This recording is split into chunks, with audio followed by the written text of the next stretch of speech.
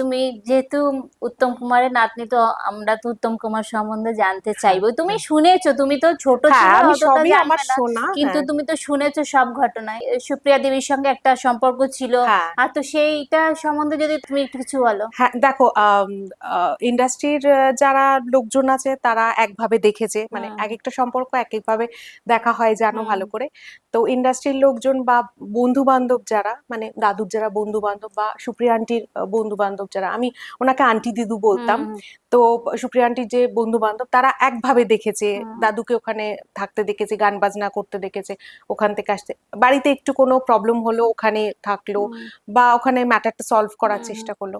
কিন্তু বেসিক্যালি আমরা ফ্যামিলির লোকজন, তো তো আমরা মোটামুটি আহ, যেটা একদম জানি বা আমি যেটা শুনেছি বা হুম জেনেছি, সেটা হচ্ছে যে উম, দাদুর প্রতি সব হিরোইনদের একটা সফট ক্রাশ। কর্নার ছিল।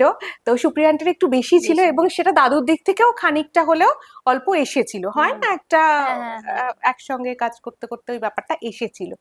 এবারে ও, আমার ঠাকুমা মানে গৌরী দেবীকে দাদু নিজে বিয়ে করে এনেছিলেন এবং ভীষণই ভালোবাসতেন। হুম হুম কিন্তু মাঝখানে এরকম হয়ে যায়, একটা হুম একটা ডিস্টেন্স হয়ে যাওয়ার ফলে উনি ঢুকেছেন কোনোভাবে। এবার সামহাও ওখান থেকে আর দাদু ফিরতে পারেননি, বা ওখান থেকে আর ব্যাক করতে পারেননি। আচ্ছা। খুব কম বয়সেই তো দাদু মারা গেছেন, হুম হুম 53, জাস্ট হুম হুম হুম। কোনো মানে বয়সই নয়। সেটা, হ্যাঁ হ্যাঁ, সত্যি। তো সেই কারণে অনেক কিছু গোছানোর ছিল, অনেক কিছু ইয়ে করার ছিল, সেগুলো হয়নি।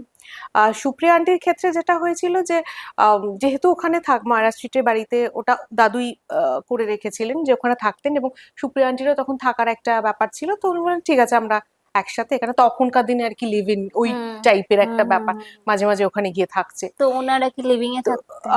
অলমোস্ট, কারণ হুম। বিয়ে নয়, কিন্তু যদি কেউ এটা ভেবে থাকে যে বিয়ে হ্যাঁ হ্যাঁ। বা ওনার ইয়ে, সেটা নয়, কিন্তু বিয়ে হয়নি, ওই লিভ ইনে ওনারা থাকতেন তো সেইটা তোমার বেশ মানে কয়েক প্রলং লিস্ট দিয়ে, তারপর আবার ফিরে এসেছেন। তোমার ঠাম্মা গৌরী দেবী যিনি কথা হ্যাঁ, বলছো, উনি, উনি কিভাবে দেখেছিল এটা? উনিও ভীষণ অ্যাডভান্স ছিলেন। উনি বলতেন যে আম, হ্যাঁ, যদি কারোর কারোর সঙ্গে থাকতে ভালো লাগে বা তার যদি টাইম স্পেন্ড করতে ভালো লাগে, কারণ আমার ঠাকুমা এত রাশবাড়ি আর এত সংসার নিয়ে ব্যস্ত ছিলেন, যার জন্য উনি অতটা, মানে যেটুকু সময় দাদুর যখন ওঠার সময়, মানে সাপোর্ট হুম করার হুম সময়, আহ সেই সময়টা ঠাকুমা খুব দাদুকে সাপোর্ট করেছেন।